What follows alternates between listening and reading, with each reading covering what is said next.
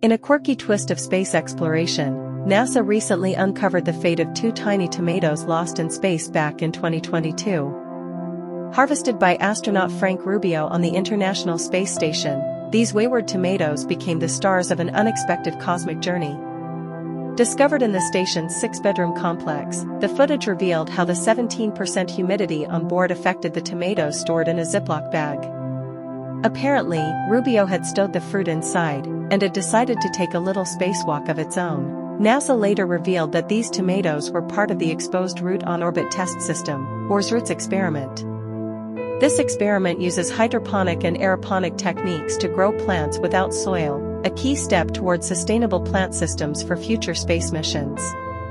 While the tomatoes' rediscovery brought a lighthearted moment, NASA emphasized the serious purpose of growing food on the ISS.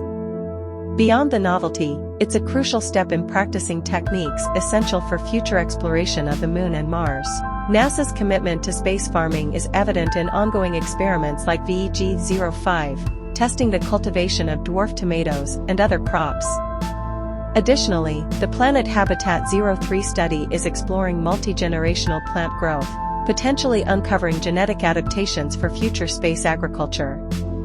But it's not just about sustenance.